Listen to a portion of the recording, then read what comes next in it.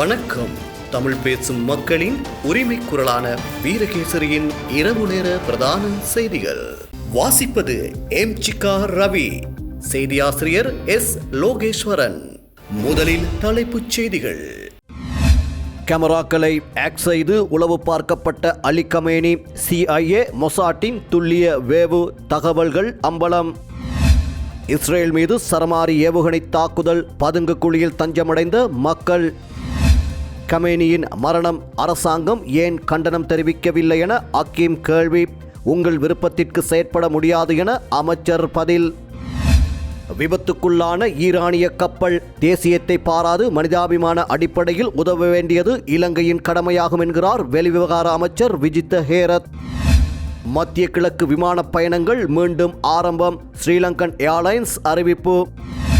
முடங்கிய 700 கப்பல்கள், ஆர்முஸ் நீரணியில் அமெரிக்க கடற்படை பாதுகாப்பு என்கிறார் ட்ரம்ப். தீவிரமடையும் போர், ஈரான் ஏவுகணை உற்பத்தி ஆலை மீது அமெரிக்க போர் விமானங்கள் தாக்குதல். உள்நாட்டு செய்திகள். ஈரான் அரசின் உயரிய மத தலைவர் அயதுல்லா அலி கமேனியை கொலை செய்வதற்கு பல ஆண்டுகளாக இஸ்ரேலின் மொசாத் அமைப்பு மற்றும் அமெரிக்காவின் CIA அமைப்பு ஆகியன உளவு பார்த்து வந்துள்ளமை தற்போது அம்பலமாகியுள்ளது. ஈரான் மத தலைவர் அயதுல்லா அலி கமேனி கடந்த 1989 ஆண்டு முதல் ஆட்சி செய்தார். இந்நிலையில் ஈரான் நாட்டில் அடக்குமுறை, அணு ஆயுத தயாரிப்பு போன்றவற்றை காரணம் காட்டி அவரை அமெரிக்க, இஸ்ரேல் படைகள் கடந்த சனிக்கிழமை கொண்டு வீசி கொன்றன. இந்நிலையில் கமேனியை குறிவைப்பதற்கு முன்பு பல ஆண்டுகளாக இஸ்ரேலின் உளவு அமைப்பான மொசாத் தீவிர கண்காணிப்பில் ஈடுபட்டு வந்தது தற்போது தெரியவந்துள்ளது. இதுகுறித்து அமெரிக்க ஊடகங்கள் வெளியிட்டுள்ள செய்தியில், அமெரிக்க இஸ்ரேல் தாக்குதலில் கமேனி உயிரிழந்தார். ஆனால் பல ஆண்டுகளுக்கு முன்பிருந்தே இஸ்ரேலின் மொசாத்தும் அமெரிக்காவின் CIA-வும் பல வேலைகளை பார்த்து வந்தன. குறிப்பாக ஈரான் தலைநகர் டெஹ்ரான் நகரம் முழுவதும் உள்ள போக்குவரத்து கேமராக்கள், மொபைல் போன்களை மொசாத் ஹேக் செய்து கண்காணித்து வந்துள்ளது.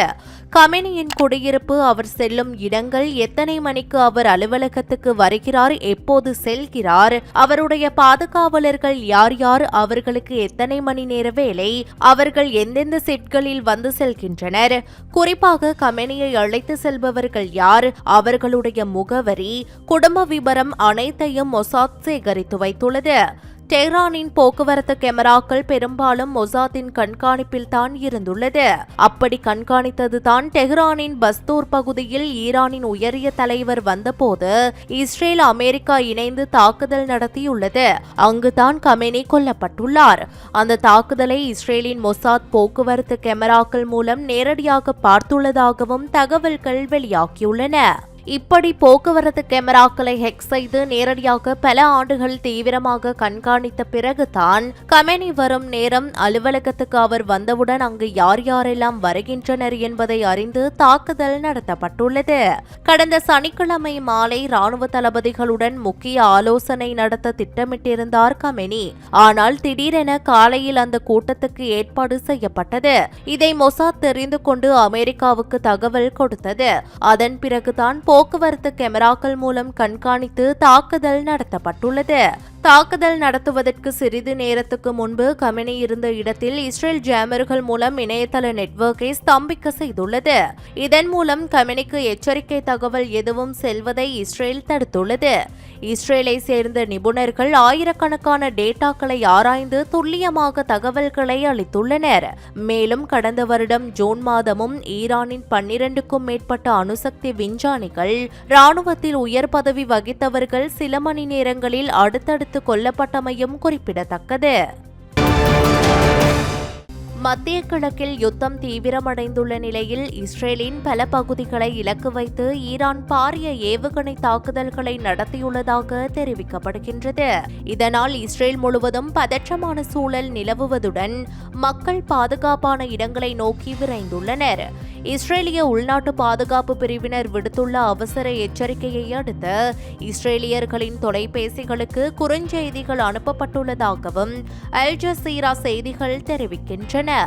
நாட்டின் மத்திய மற்றும் வடக்கு பகுதிகள் உள்ளிட்ட பெரும்பாலான இடங்களில் மக்கள் உடனடியாக பதுங்கு குழிகளுக்கு செல்லுமாறு அறிவுறுத்தப்பட்டுள்ளனர். இந்த எச்சரிக்கை நாட்டின் தெற்கு பகுதி வரை நீடிக்கப்பட்டுள்ளதாக தெரிவிக்கப்படுகிறது. இந்த நிலையில் வெஸ்ட் பேங்க் பகுதியில் உள்ள ரமல்லா நகரில் தொடர்ச்சியாக பலத்த வெடிச்சத்தங்கள் கேட்டுள்ளன. இஸ்ரேலிய வான் பாதுகாப்பு கட்டமைப்புகள் ஏவுகணைகளை இடைமறித்து அழிக்கும் போது இவ்வாறான வெடிச்சத்தங்கள் ஏற்படுவதாக கூறப்படுகிறது.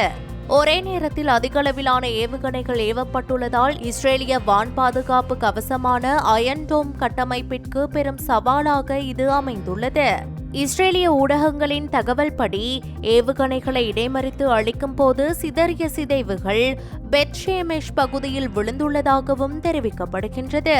மேலும் ஜெருசலேமின் மேற்கு பகுதியில் அமைந்துள்ள இந்த பகுதியில் கடந்த 2 நாட்களுக்கு முன்னரும் ஏவுகணை தாக்குதல் நடத்தப்பட்டு 9 இஸ்ரேலியர்கள் உயிரிழந்தனர். தற்போதைய தாக்குதல்களில் ஏற்பட்டுள்ள உயிர் சேதங்கள் அல்லது பாதிப்புகள் குறித்த முழுமையான விவரங்கள் இன்னும் வெளியாகவில்லை. இஸ்ரேலிய பாதுகாப்பு படையினர் நிலைமைகளை தீவிரமாக கண்காணித்து வருவதாகவும் சர்வதேச ஊடகங்கள் தகவல் பகிர்ந்துள்ளன. இதனிடையே இஸ்ரேலிய படைகள் பெய்ரூட்டின் ஒரு பகுதியாக இருக்கும் ஹஸ்மியே மற்றும் பாப்தாவின் எல்லையில் உள்ள ஒரு பகுதியில் குண்டுவீச்சு நடத்தியுள்ளது. நாடு முழுவதும் விடிய தாக்குதல்கள் நடந்துள்ளதுடன் எந்த எச்சரிக்கையும் இல்லாமல் நடந்துள்ளதாகவும் இது ஒரு படுகொலை முயற்சி தாக்குதலாக இருக்கலாம் என்பதை குறிப்பதாகவும் தெரிவிக்கப்பட்டுள்ளது. இந்த தாக்குதல் ஹோட்டலை குறிவைத்து மேற்கொள்ளப்பட்டுள்ளதுடன் மேலும் உயிரிழப்புகளை உறுதிப்படுத்த முடியாத நிலை ஏற்பட்டுள்ளதாகவும் கூறப்படுகின்றது. அரமவுனில் உள்ள ஒரு குடியிருப்பு கட்டிடத்தின் மீதும் தெற்கே சதியாத் என்ற கிராமத்தில் மற்றொரு தாக்குதலும் நடத்தப்பட்டதில் 6 பேர் கொல்லப்பட்டதாகவும் 8 பேர் காயமடைந்ததாகவும் லெபனான் சுகாதார அமைச்சு உறுதிப்படுத்தியுள்ளது. சிரிய எல்லைக்கு அருகிலுள்ள கிழக்கு நகரமான பால்பெக்கில் மற்றொரு தாக்குதல் நடத்தப்பட்டுள்ளது. இது ஒரு குடியிருப்பு கட்டிடத்தை குறிவைத்து தாக்கப்பட்டுள்ளதுடன் இதுவரை குறைந்தது 4 பேர் தாக்குதலில் கொல்லப்பட்டுள்ளதாகவும் மேலும் 11 பேர் காயமடைந்துள்ளதாகவும் தெரிவிக்கப்படுகின்றது.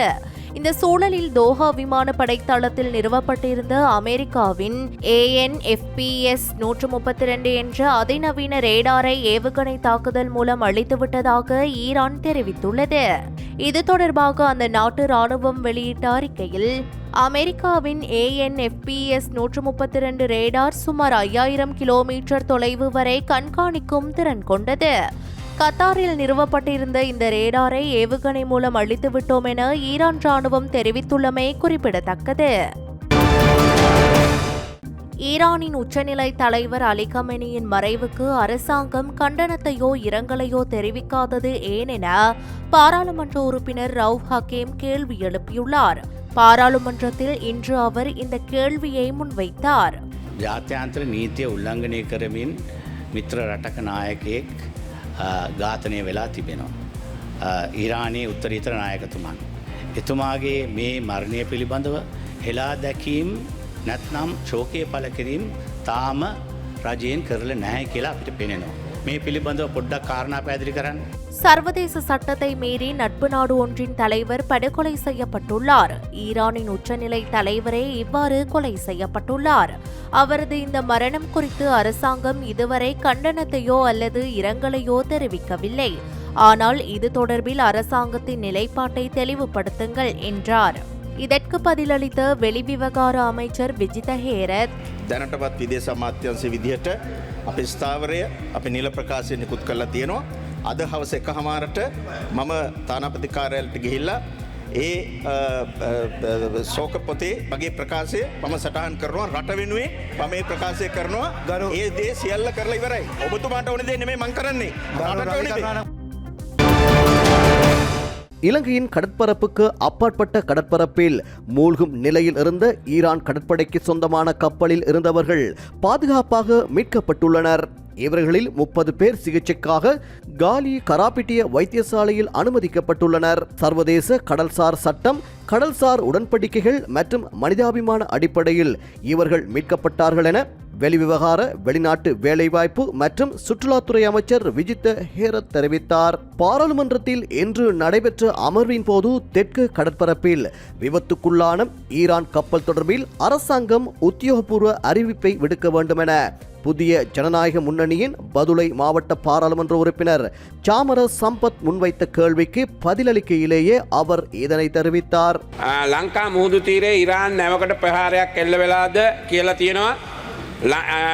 ඉරාන් නැවක් මේ වෙනකොට ලංකාවේ ගාලු මුහුදේ ඉරාන් නැවකට ප්‍රහාරයක් කළා දිනවා. අපි ආණ්ඩුවෙන් අහන්නේ ඒ නැව සම්බන්ධව මොකක් හරි තියනවාද මොකද්ද වෙලා තියෙන්නේ කියලා ආණ්ඩු පක්ෂේ ප්‍රධාන සංවිධායකතුමා අපිට පොඩි පිළිතුරක් දුන්නා. මොකද රටේ ප්‍රශ්නයක් මේ මොකද ලංකාවේ වෙන්න බෑ එහෙම ඉරාන් නැවකට ලංකාවේදී එහෙම වෙන්න බෑනේ. මොකද ලංකාවේදී තමයි මේ සිද්ධිය වෙලා තියෙන්නේ. අපේ මුහුදු සීමාවෙන් නෙමෙයි අපිට අයත් නොවන මුහුදු සීමාවේ ඉරාන නාවික හමුදාවට අයිති යානයක් නෞකාවක් තිබුණා. ඒ නෞකාව අයිරිස් ඩේනා කියන නෞකාව. ඒ නෞකාව ගිලෙනවා කියන පණිවිඩය අද උදෑසන 5:08ට විතර අපේ නාවික හමුදාවට සහ වෙරළා රක්ෂක දෙපාර්තමේන්තුවට පණිවිඩ ලැබුණා. ඒ අනුව අපි උදේ 6 වෙනකොට මැදිහත් වුණා. පළවෙනි නාවික යාත්‍රාව යවුවා. උදේ 7 වෙනකොට තවත් නාවික යාත්‍රාවක් යවුවා. ඒ වගේම ගුවන් හමුදාව නාවික හමුදාව දෙකම මැදිහත් වෙලා ඒ සිදුවීමේදී අනතුරට ලක් වෙලා ඉන්නේ. 30 දිනක් පමණ දැඩි අනතුරට ලක් වෙලා තියෙනවා. 180ක් විතර නෞකාවේ පිරිස හිටිය බවට දැනට තොරතුරු වාර්තා වෙනවා. ඒ 30 දෙනාගේ ජීවිත බේරගන්න අපි වහාම මැදිහත් වෙලා ඒ අයව මේ වෙනකොට කරාපිටිය රෝහලට රැගෙනමින් තියෙනවා. මේ වෙනකොටත් කරාපිටිය රෝහලට රැගෙන අවිල්ලා ඇති. අපි ජාත්‍යන්තර වශයෙන් බැඳිලා ඉන්නවා.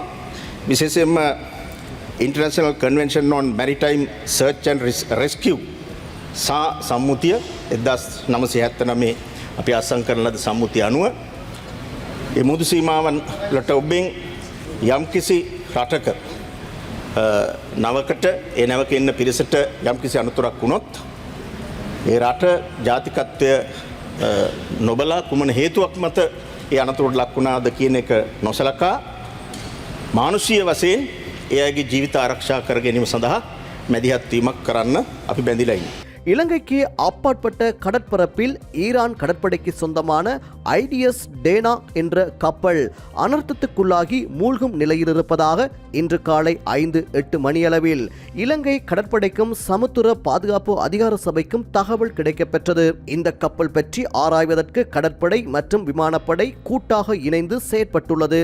காலை 6 மணிக்கு முதலாவது மீட்பு குழுவினரும் காலை 7 மணிக்கு இரண்டாவது மீட்புக் குழு கப்பலும் அந்த இடத்திற்கு அனுப்பி வைக்கப்பட்டுள்ளது. இந்த கப்பலில் 180 பேர் இருந்துள்ள நிலையில் அவர்களில் 30 பேர் மிக மோசமாக பாதிக்கப்பட்டுள்ளனர். இவர்கள் பாதுகாப்பாக மீட்கப்பட்டு காலி கராபிட்டிய வைத்தியசாலையில் சிகிச்சைக்காக அனுமதிக்கப்பட்டுள்ளனர். சர்வதேச கடல்சார் சட்டம், கடல்சார் உடன்படிக்கைகள் மற்றும் மனிதாபிமான அடிப்படையில் இவர்கள் பாதுகாப்பாக மீட்கப்பட்டுள்ளார்கள். கடல்சார் சட்டத்திற்கமைய இலங்கையின் கடற்பரப்பை அண்மித்த பகுதியில் ஏதேனும் கப்பல் விபத்துக்குள்ளானால் ஆரம்பகட்ட உதவிகள் வழங்கும் பொறுப்பு அரசாங்கத்துக்கு உண்டு என்றார். ඒක වගකීමක්, යුතුයකමක්, මානුෂීය අර්ථයෙන් කළ යුත්තක්. ඒ නිසා අපි තා පැහැදිලිව මේ මැදිහත් වීම කරලා දැන් මේ වෙනකොට ඒ දැඩි අනතුරු තත්ත්වයට පත්වෙච්ච අයව ගේ ජීවිත මුදවා ගන්න කරාපිටිය රෝහල අපේ සෞඛ්‍ය කාර්ය මණ්ඩල මැදිහත් වෙමින් තියෙනවා. ඒ වගේම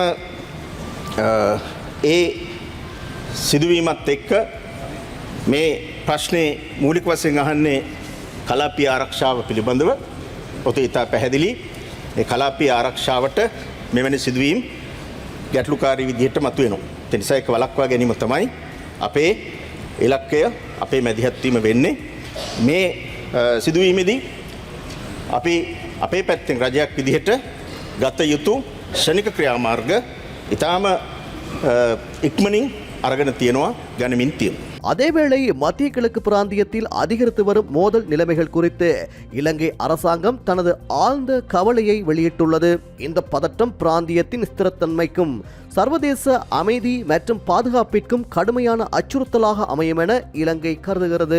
நிலைமையை தணிக்க அனைத்து தரப்பினரும் மிகுந்த நிதானத்துடன் செயற்பட வேண்டும் என்றும் மோதல்களை குறைக்க உடனடி மற்றும் தீர்க்கமான நடவடிக்கைகளை எடுக்குமாறும் இலங்கை கோரிக்கை விடுத்துள்ளது. பாரிய மனிதாபிமான மற்றும் பொருளாதார பாதிப்புகளை தவிர்க்கும் பொருட்டு ஆத்திரமூட்டும் செயல்களில் ஈடுபடுவதை தவிர்க்க வேண்டும் என வலியுறுத்தப்பட்டுள்ளது. இனப்பிரச்சினைக்கு பேச்சுவார்த்தை மூலம் தீர்வு காண்பதே இலங்கையின் நிலைப்பாடாகும். இது தொடர்பாக ஜனாதிபதி ஐக்கிய அரபு ராச்சியத்தின் தலைவருடனும் ஏனைய நாடுகளின் தலைவர்களுடனும் கலந்துரையாடியுள்ளார் என அவர் மேலும் தெரிவித்தார். மத்திய கிழக்கு நாடுகளுக்கான தனது விமான பயணங்களை மட்டுப்படுத்தப்பட்ட மற்றும் பாதுகாப்பு முன்னெச்சரிக்கை நடவடிக்கைகளுடன் மீண்டும் ஆரம்பிப்பதாக ஸ்ரீலங்கன் ஏர்லைன்ஸ் நிறுவனம் அறிவித்துள்ளது. அதன்படி UL 231 என்ற விமானம் கொழும்பில் இருந்து துபாய்க்கும், UL 232 என்ற விமானம் துபாயில் இருந்து கொழும்புக்குமாக இன்று இயக்கப்படவுள்ளதாக நிறுவனம் தெரிவித்துள்ளது. துபாய் வான்வழி பகுதி திறப்பு இடம்பெற்றதை தொடர்ந்து தேவையான அனைத்து பாதுகாப்பு நடவடிக்கைகளும் மேற்கொள்ளப்பட்டுள்ளன எனவும் தெரிவிக்கப்பட்டுள்ளது.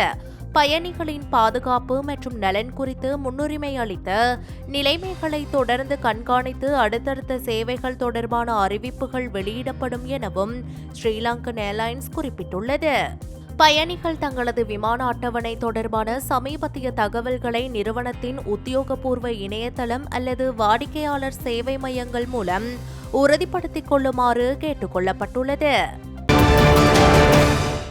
இன்றைய பாராளுமன்ற அமர்வின் போது டிக்கோயா கிளங்கன் ஆதார வைத்தியசாலையில் பிணவரையில் வைக்கப்பட்டிருந்த இறந்த யுவதி ஒருவரின் சடலத்தை துஷ்பிரயோகம் செய்த சம்பவம் ஒன்று பதிவாகியிருந்ததாக குற்றச்சாட்டுகள் முன்வைக்கப்பட்டுள்ளன. இந்த விடயம் தொடர்பில் கேள்வியை முன்வைத்து உரையாற்றிய பாராளுமன்ற உறுப்பினர் ராதாகிருஷ்ணன், ගලංගන් හොස්පිටල් එකේ මැරිච්ච බොඩි එක දූෂණ කරලා තියෙනවා 3 දෙනෙක්. හොස්පිටල් එකේ අවුරුදු 23 ළමයි බැරිලා හොස්පිටල් මෝචරි එකේ තියලා ඒ මෝචරියේ හිටපු මැරිච්ච බොඩිය ඩෙඩ් බොඩි එක 3 දෙනෙක් දූෂණ කරලා තියෙනවා. ඒක ගැන ඔබතුමා විශේෂ අවධානය යොමු කරලා මම හිතන්නේ ඒගොල්ලන් පොලිසියට දෙන්න නැත්නම් උසාවියට දාන්න මොනාරි කරන්න මේ කාන්තාවට මේ මැරිච්ච කාන්තාවට ආරක්ෂාව නැත්නම් අපි මොනා කරන්නද මේ රටේ? மூவர் இந்த சம்பவத்துடன் தொடர்பு பட்டுள்ளனர். ஒரு உயிரிழந்த யுவதியின் சடலத்துக்கு கூட பாதுகாப்பின்மை காணப்படுகின்றது. இது தொடர்பில் அமைச்சர் உரிய நடவடிக்கை எடுக்க வேண்டும் என தெரிவித்தார். இதற்கு பதிலளித்த சுகாதார அமைச்சர் நலிந்த ஜெயதிச இன்று அதற்குரிய பதிலை ஆராய்ந்து பாராளுமன்றத்தில் அறிவிப்பதாக உத்தரவாதம் அளித்தார். ගරු කතානායක රාජපක්ෂන් මන්ත්‍රීතුමා ඉදිරිපත් කරපු කරුණ පිළිබඳව විශේෂයෙන් සොයලා බලලා මම පාර්ලිමේන්තුවේ කරුණ වාර්තා කරන්න. டிட்வா சூறாவளியினால் வீடுகளுக்கு ஏற்பட்ட சேதங்களை மதிப்பிடும் போது கட்டிடச் சிதைவுகளை மட்டும் கருதாமல் தளவாடங்கள் மற்றும் உடைமைகளுக்கு ஏற்பட்ட இழப்புகளையும் கணக்கிற்கொள்ளுமாறு பாராளுமன்ற உறுப்பினர் SM மரிக்கார் வேண்டுகோள் விடுத்துள்ளார். பாராளுமன்றம் சபாநாயகர் ஜகத் விக்ரமரத்ன தலைமையில் இன்று கூடியது. இதன்போது வாய்மூல கேள்வி நேரத்திலேயே அவர் இந்த வேண்டுகோளை முன்வைத்துள்ளார். 2016 ගංවතුර වෙලාවේදී කොළොන්නාව ප්‍රාදේශීය ලේකම් කොට්ටාසයට රුපියල් 10000ක් දුන්න මේ 25000 වගේ පවුල් 27000කට රුපියල් 15000ක් දුන්න මේ 50000 වගේ පවුල් 23000කට නිවාස ගංවතුර ආපු හැම නිවාසයකටම පවුල් 19000 ගෙවල් 19905කට මිලියන 19000ක් දුන්නා. දැන් කොළොන්නාව ප්‍රාදේශීය ලේකම් කොට්ටාසේ මේ පාර ගංවතුරෙන් ගෙවල් 30000ක් යට වුණා. එතකොට මේ ගෙදරට දීලා අල්ලපු ගෙදරට නොදී ඉන්න බෑ ගරු අගමැතිතුමිය. අපිට ආරංචි විදියට ගෙවල් 3000කට තමයි දෙන්න හදන්නේ. ඉතින් ඒක නිසා ඔබතුමියත් කොළඹ දිස්ත්‍රික්කයේ මේ නියෝජනය කරන පාර්ලිමේන්තුවට පත්වෙච්ච මන්ත්‍රීවරියක් විදිහට මම ඔබතුමිය ඉල්ලීමක් කරනවා. දැන් මට අනෙක් පළාත් සම්බන්ධව ලොකු අවබෝධයක් නැහැ ඒක සම්බන්ධව තර්ක කරන්න.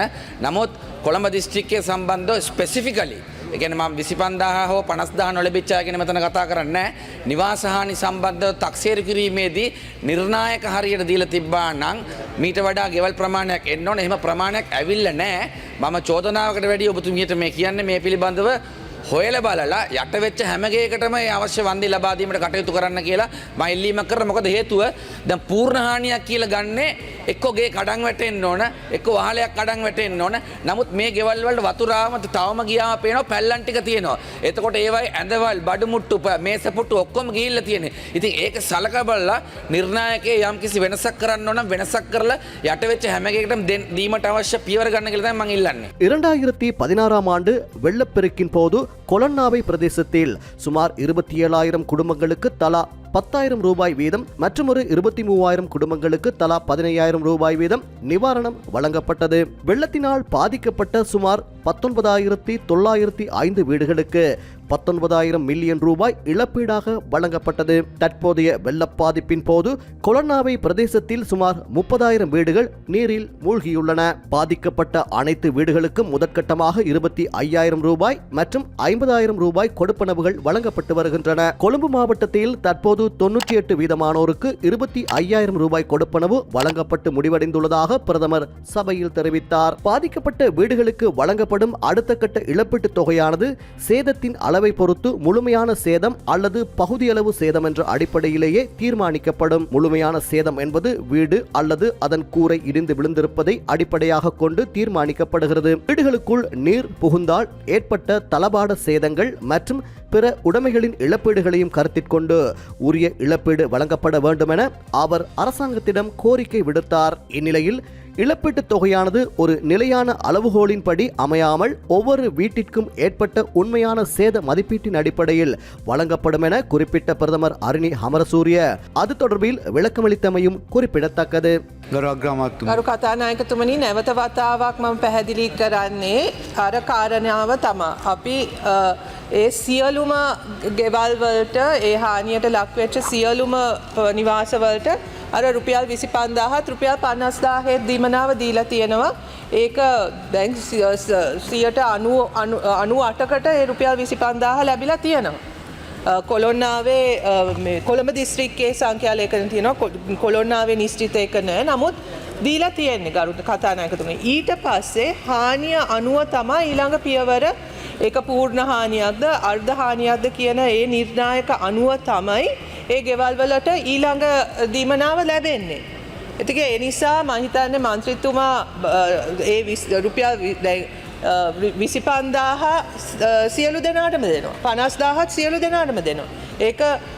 ඒකේ වෙනසක් කරන්නේ වහල ගිහිල්ලාද මොකද්ද වෙලා තියෙන්නේ කියන ඒ මුදල සියලු දෙනාටම ලැබිලා තියෙනවා. නිවාස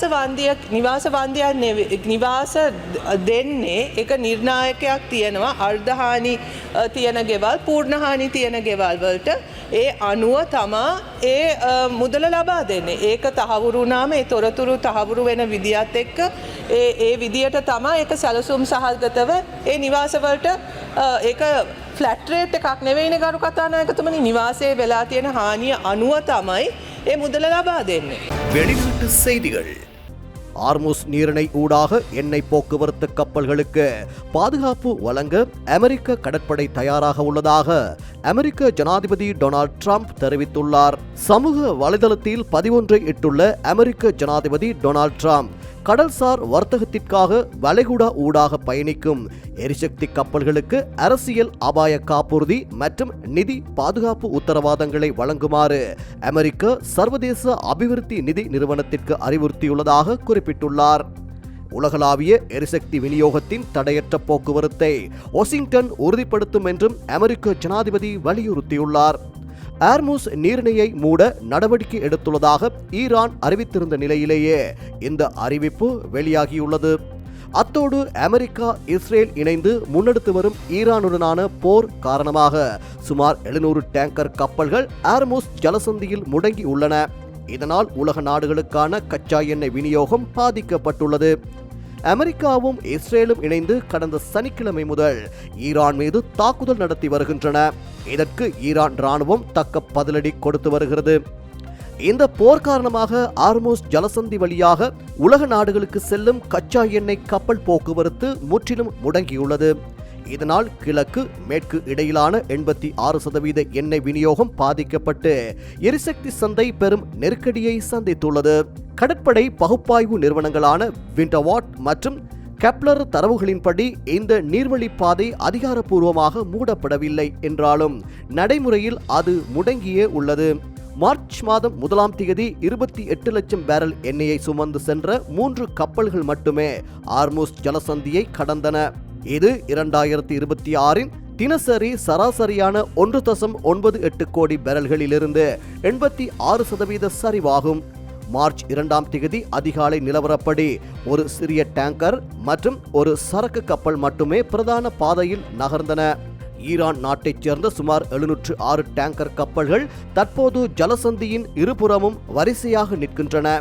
இதில் 334 கச்சா எண்ணெய் தாங்கிகள், 109 கச்சா எண்ணெய் சுத்திகரிப்பு பொருட்கள் கொண்ட கப்பல்கள் மற்றும் 263 சுத்திகரிக்கப்பட்ட எரிபொருள் கப்பல்களும் அடங்கும்.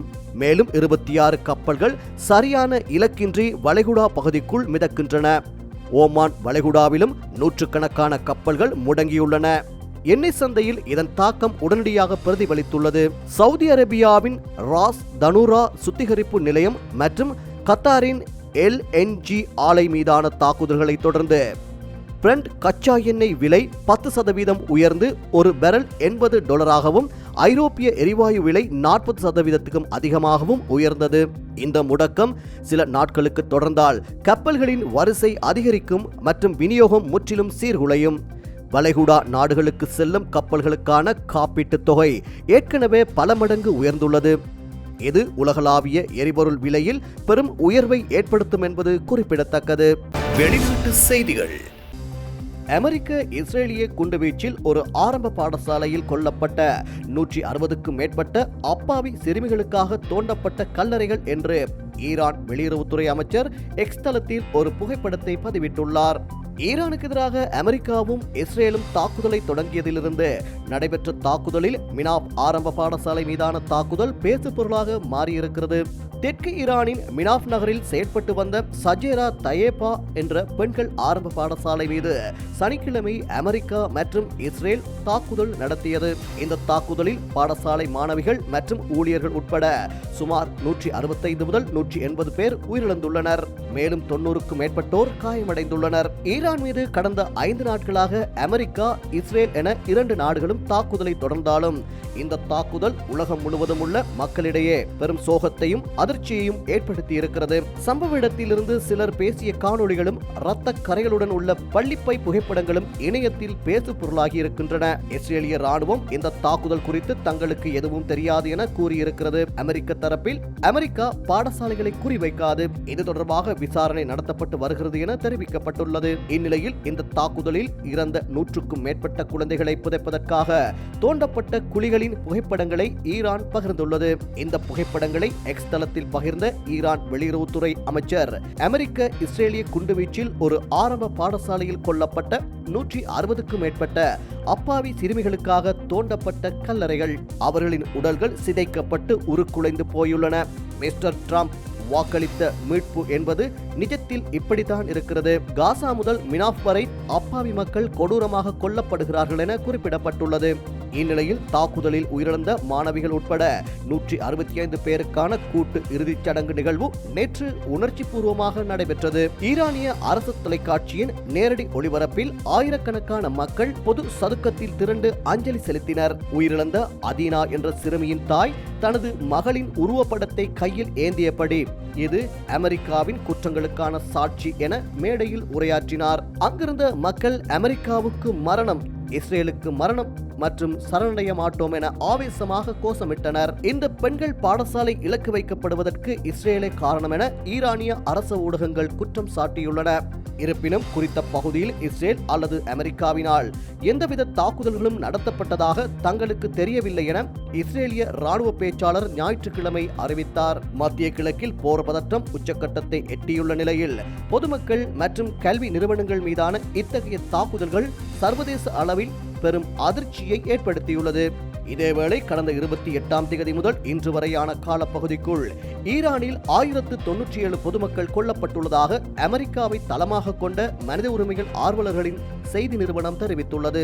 அவர்களுள் 181 பேர் 10 வயதுக்கும் குறைந்த சிறுவர்கள் என அந்த நிறுவனம் குறிப்பிட்டுள்ளது. காயமடைந்த பொதுமக்களின் எண்ணிக்கை 5402 அதிகரித்துள்ளதோடு அவர்களுக்குள் 100 பேர் சிறுவர்கள் என ஹரானா செய்தி நிறுவனம் மேலும் குறிப்பிட்டுள்ளது. கடந்த 24 மணி நேரத்தில் மட்டும் குறைந்தது 104 தாக்குதல்கள் நடத்தப்பட்டுள்ளதாக அதில் தெரிவிக்கப்பட்டுள்ளது. ராணுவ முகாம்கள், வைத்தியசாலைகள் மற்றும் குடியிருப்பு பகுதிகள் மீது இந்த தாக்குதல்கள் இடம்பெற்றுள்ளதாக அந்த நிறுவனம் மேலும் தெரிவித்துள்ளது. மேலும் அறிக்கையிட்டுள்ள நூற்றுக்கணக்கான மரணங்கள் குறித்து மீளாய்வு செய்யப்பட்டு வருவதாக அந்த நிறுவனம் குறிப்பிட்டுள்ளது. வெளிநாட்டு செய்திகள். இஸ்ரேலும் ஐக்கிய அமெரிக்காவும் இணைந்து ஈரான் மீது தாக்குதல் நடத்தி இன்றுடன் 5 நாட்கள் ஆகின்றன. இவ்வாறானதொரு பின்னணியில் மத்திய கிழக்கில் யுத்த மோதல்கள் தற்போது மேலும் தீவிரமடைந்துள்ளன. ஈரானில் சுமார் 2000 இலக்குகளை தாக்கியதுடன் 17 ஈரானிய கப்பல்களை அமெரிக்கா அளித்துள்ளதாக அமெரிக்க ராணுவம் தெரிவித்துள்ளது. அரபிக் வளைகுடா, ஓர்முஸ் நீரிணை அல்லது ஓமான் வளைகுடா ஆகிய பகுதிகளில் தற்போது ஈரானின் ஒரு கப்பல் கூட பயணிக்கவில்லை எனவும் அமெரிக்க ராணுவம் குறிப்பிட்டுள்ளது. இந்நிலையில் ஈரானில் பூமிக்கு அடியில் சுமார் 1600 அடி ஆழத்தில் செயற்படும் ஏவுகணை உற்பத்தி ஆலைகளை குறிவைத்து அமெரிக்க விமானப்படையின் அதிநவீன B-2 போர் விமானங்கள் தீவிர தாக்குதல் நடத்தி வருவதாக சர்வதேச ஊடகங்கள் தகவல் பகிர்ந்துள்ளன. ஈரானின் பல்வேறு பகுதிகளில் பூமிக்கு அடியில் சுமார் 1600 அடி ஆழத்தில் ஏவுகணை உற்பத்தி ஆலைகள் செயற்படுகின்றன. இவை ஏவுகணை நகரங்கள் என அழைக்கப்படுகின்றன. அமெரிக்க இஸ்ரேல் உளவுத்துறை தகவல்களின்படி ஈரான் தலைநகர் டெஹ்ரான், கெர்மன்ஷா, செம்னான் உள்ளிட்ட பகுதிகளில் பூமிக்கடியில் சுமார் 5 ஏவுகணை ஆலைகள் செயற்பட்டு வருவதாக தெரிவிக்கப்படுகிறது.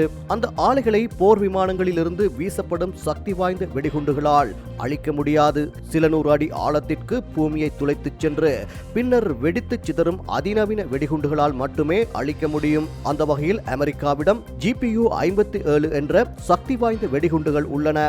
இந்த வெடிகுண்டுகள் பூமியை துளைத்துச் சென்று வெடித்து சிதறும் தன்மை கொண்டவை. 20.5 அடி நீளம், 2.6 அடி விட்டம், 14,000 கிலோ எடை கொண்ட GPU-57 வெடிகுண்டுகளை அமெரிக்காவின் F-16, F-22, F-35 உள்ளிட்ட அதிநவீன போர் விமானங்களால் சுமந்து செல்ல முடியாது. அமெரிக்க விமானப்படையின் B-2 ரக போர் விமானத்தால் மட்டுமே GPU-57 வெடிகுண்டுகளை சுமந்து செல்ல முடியும்.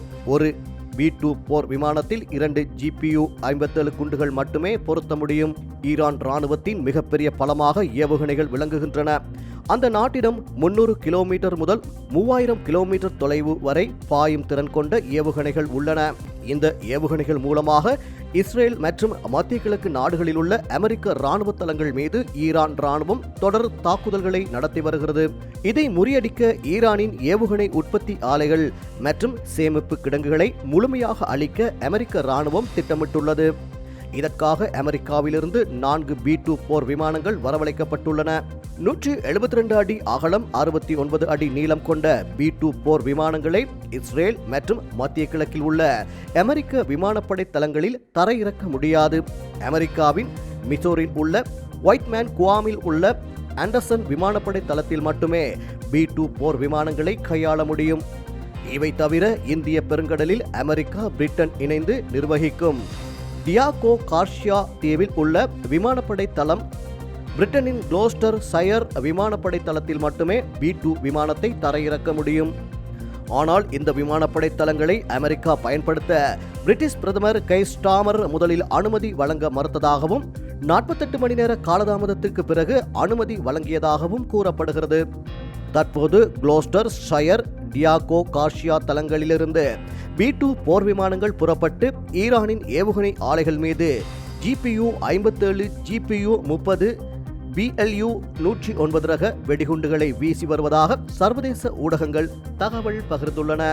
இதுகுறித்து அமெரிக்க ராணுவ மத்திய கட்டளை பிரிவு விடுத்துள்ள அறிவிப்பில் ஈரானின் ஏவுகணை ஆலைகள் எந்தெந்த இடங்களில் உள்ளன என்பது குறித்து இதுவரை உறுதியான தகவல்கள் கிடைக்கவில்லை. உளவுத்துறை அளித்துள்ள தகவல்களின் அடிப்படையில் டெஹ்ரானில் உள்ள சில பகுதிகளை குறிவைத்து B-2 போர் விமானங்கள் குண்டுகளை வீசி வருகின்றன. ஈரான் ஏவுகணை ஆலைகள் குறித்த துல்லியமான தகவல்கள் கிடைக்கும் போது அந்த ஆலைகள் B-2 போர் விமானங்களால் தரைமட்டமாக்கப்படும். ஈரானின் ராணுவ பலம் முழுமையாக அழிக்கப்படும். இவ்வாறு அமெரிக்க ராணுவ வட்டாரங்கள் தெரிவித்துள்ளன.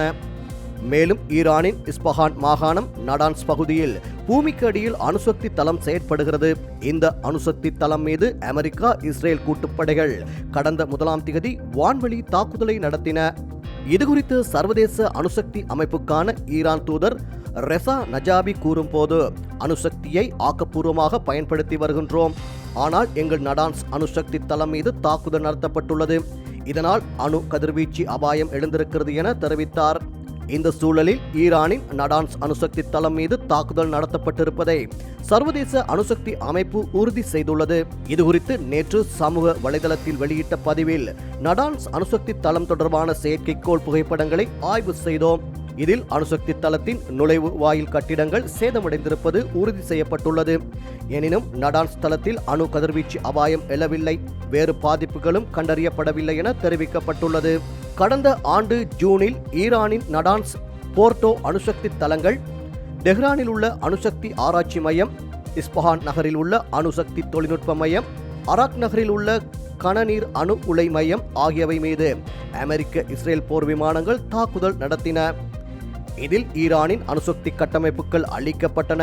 அவற்றை ஈரான் அரசு புனரமைத்து அணுசக்தி திட்டங்களை முன்னெடுத்துச் செல்கிறது. இந்த சூழலில் நடான்ஸ் அணுசக்தி தளம் மீது மீண்டும் தாக்குதல் நடத்தப்பட்டுள்ளமை குறிப்பிடத்தக்கது. இன்றைய நாணய மாற்று விகிதம்